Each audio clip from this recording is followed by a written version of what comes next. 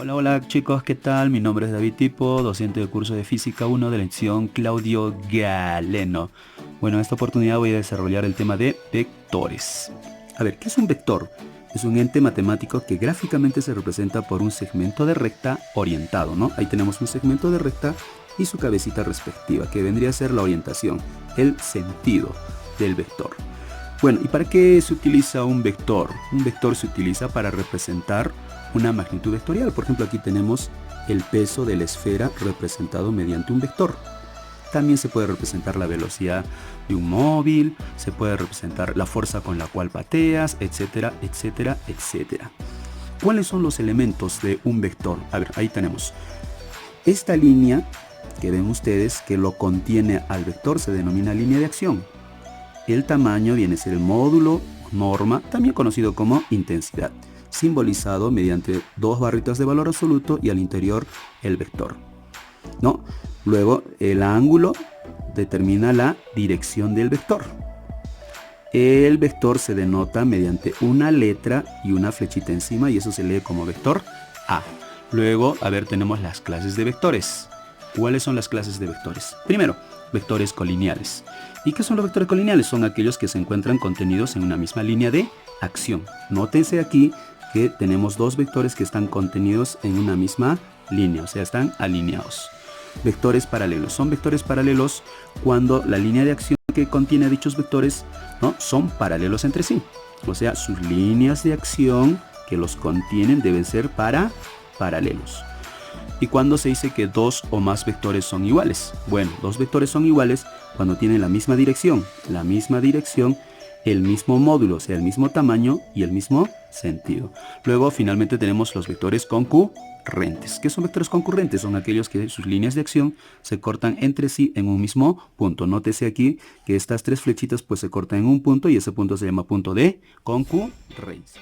Bueno, chicos, cuando ustedes han sumado alguna vez o siempre una cantidad numérica, por ejemplo, 1 más 2 más 3, ¿cuánto es ese resultado del conjunto de esos numeritos? 6, ¿verdad? Entonces es igual, ¿no? La suma de vectores. Cuando sumamos un vector, ¿no?, una cantidad de vectores, al final, ¿qué obtenemos? Un solo vector, llamado vector resultante. Entonces, si sumamos varios vectores, al sumar, ¿qué obtenemos? Un solo vector. ¿Y ese vector cómo se le denomina? Pues vector resultante.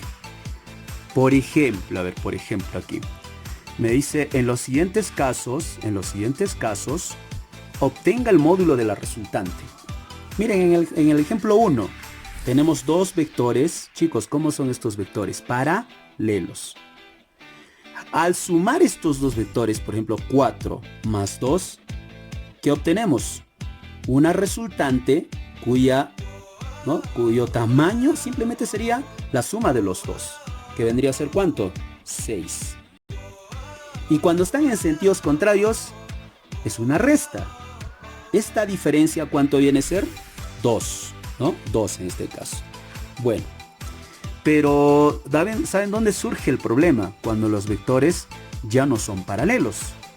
Por ejemplo, mira, si este vector de tamaño 2 está en esta dirección y el otro está en esta otra dirección, ojo que no son paralelos, entonces la resultante, chicos, ya no va a ser 6, ¿no? Ya no, jóvenes. La resultante ya no va a ser 6. Otro ejemplo, por ejemplo. Este vector de tamaño 2 y el otro de tamaño 4, conste que no son paralelos. Tampoco la resultante en este caso vendría a ser 6, ¿no? Bien, a ver. Entonces, como ahí surge un problema, ¿cómo vamos a desarrollar ahora cuando ya no son paralelos? Bueno, para eso están los métodos gráficos. ¿Y para qué sirven estos métodos gráficos? Para obtener la resultante. El primer método, a ver, vamos con el método del polígono. ¿Cuándo se emplea el método del polígono? Bueno, eso es para obtener la resultante cuando se quiera sumar más de dos vectores. ¿Y en qué consiste el método del polígono?